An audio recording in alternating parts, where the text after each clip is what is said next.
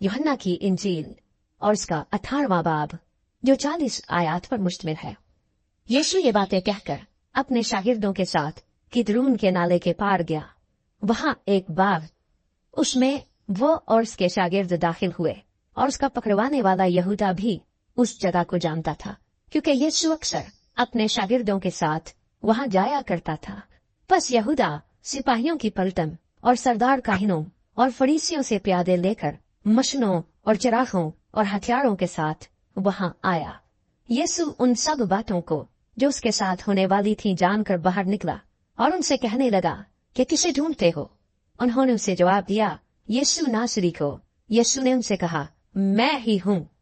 और उसका पकड़वाने वाला यहूदा भी उनके साथ खड़ा था। उसके ये कहते ही कि मैं ही हूँ, वो पीछे हटकर जमीन पर गिर पड़े। बस उसने उनसे फिर पूछा कि तुम किसे ढूंढते हो? उन्होंने कहा, यीशु नासरी को।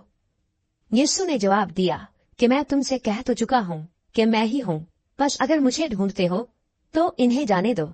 ये उसने इसलिए कहा कि उसका वो कौल पूरा हो कि जिन्हें तूने मुझे दिया मैंने उनमें से किसी को भी ना खोया। बस शिमोन पतरस ने तलवार जो उसके पास थी खींची और सरदार काहिन के नौकर पर चलाकर उसका दाहिना कान उड़ा दिया। उस नौकर का नाम बिलखुस था। यीशु ने पतरस से कहा, तलवार को म्यान में रख। जो प्याला बाप ने मुझको दिया क्या मैं उसे ना पीऊं? तब सिपाहियों और उनके सूबेदार और यहूदियों के प्यादों ने यीशु को पकड़कर बांध लिया और पहले उसे हन्ना के पास ले गए, क्योंकि वो उस बस के सरदार काहिन काइफा का सुसक था। ये वही काइफा था जिसने यहूदियों को सलाह दी थी कि उम्मत के वास्ते एक आदमी का मरना बेहतर है। और शिमोन पतरस यीशु के पीछे हो लिया, और एक और शागिर्द भी।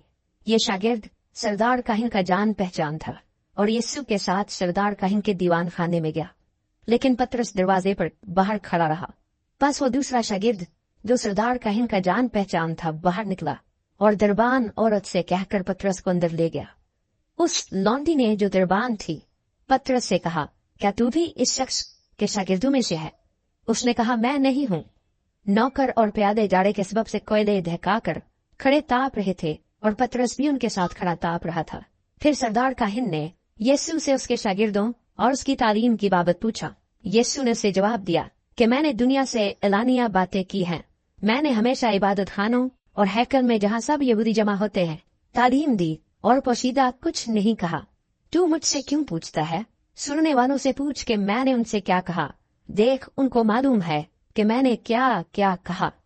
जब उसने ये कहा तो प्यादों में से एक शख्स ने जो पास खड़ा था यीशु के तमांचा मारकर कहा, तू सरदार काहिन को ऐसा जवाब देता है? यीशु ने उसे जवाब दिया कि अगर मैंने बुरा कहा तो उस बुराई पर गवाही दे, और अगर अच्छा कहा तो मुझे मारता क्यों है?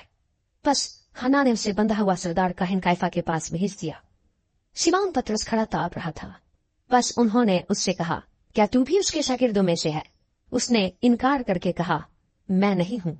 जिस शख्स का पतरस ने कान उड़ा दिया था उसके एक रिश्तेदार ने जो सरदार काहिन का नौकर था कहा, क्या मैंने तुझे उसके साथ बाग में नहीं देखा? पतरस ने फिर इनकार किया और फौरन मुर्र ने बांग दे दी। फिर वो यीशु को काइफा के पास से कले को ले गए, और सुबह का वक्त था और वो खुद कले में न गए ताकि नापाक न हो बल्कि फंसा खा सके।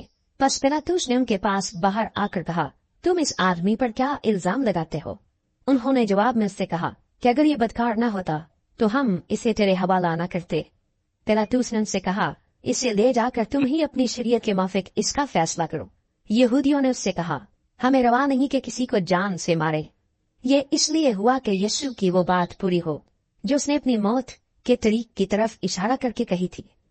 बस पिलातुस कले में फिर दाखिल हुआ और यीशु को बुलाकर उससे कहा, क्या तू यहूदियों का बादशाह है? यीशु ने जवाब दिया कि तू ये बात आप ही कहता है या औरों ने मेरे हक में तुझसे कही?